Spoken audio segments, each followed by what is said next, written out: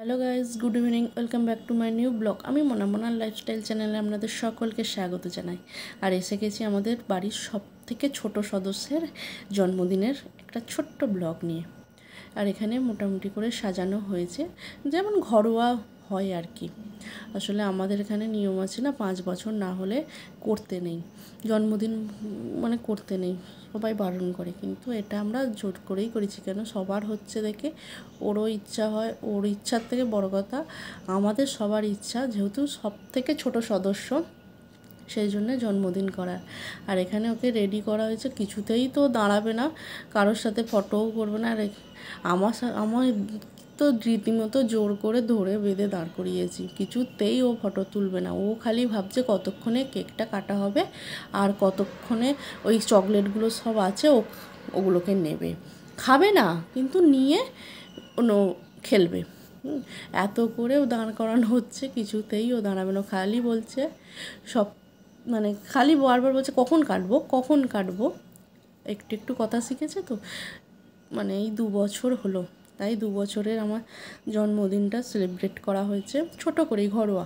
আমাদের বাড়ির কয়েকজনকে নিয়ে, বাড়ির কচি কাঁচা নিয়ে হয়, মানে তৈরি হয়। সকাল থেকে কিছুই করা হয়নি, সন্ধেবেলা শুধু কেকটা কাটা হয়েছে। বললাম না, কিছু করতে নেই 5 বছর যতক্ষণ না হবে। তাহলে আপনারাও ওকে একটু আশীর্বাদ করুন, যাতে ও খুব খুব খুব বড় হয়, ভালো মানুষ হয়, ভালো মনের মানুষ হয়। মানুষ তো সবাই হয়, কিন্তু কজনই বা ভালো মনের মানুষ হয় বলুন? ও যেন ভালো মনের মানুষ হতে পারে, অনেক বড় হতে পারে।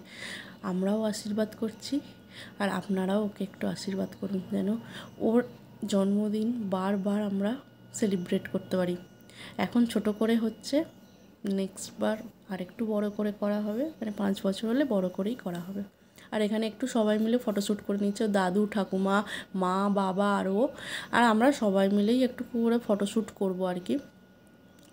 আর আমাদের এই কচিকাঁচ, মানে আমাদের বাড়িতে এতই কচিকাঁচা আছে যে বাইরের কাউকে আমাদের ডাকার প্রয়োজন পড়ে না। আমাদের বাড়িতেই সবাই আছে, বাড়িতেই এত বাচ্চাও, মানে ও খালি কি করবে না, ও চকলেটগুলো নেবে, চকলেট খাবে, অন্য কিচ্ছু খাওয়াতে কেউ পারবে না, কিন্তু চকলেটের বেলায় বলতে হয় না। হ্যাঁ, আমি জানি যে চকলেট বলুন, কুরকুরে বলুন, এগুলো সবই মানে শরীরের পক্ষে ভালো নয়, কিন্তু বাচ্চা মানুষ তো, ও তো অত বুঝতে পারে না, সেজন্যই।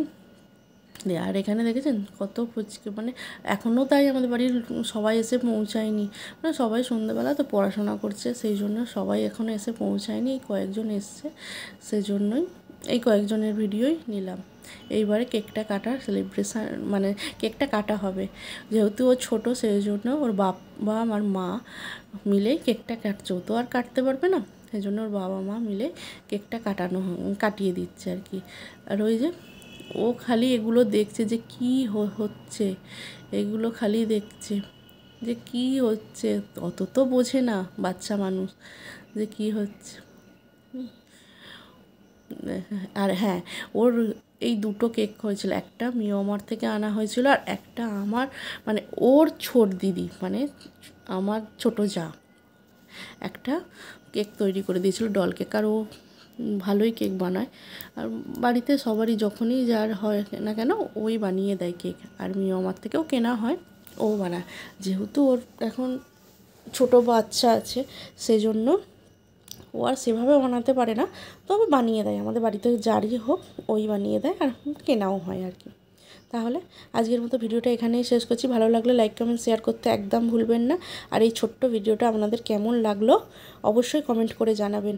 আর ওকে সবাই প্রাণ ভরে আশীর্বাদ করবেন, যেন ভালো থাকে, সুস্থ থাকে। আজকের মতো টাটা।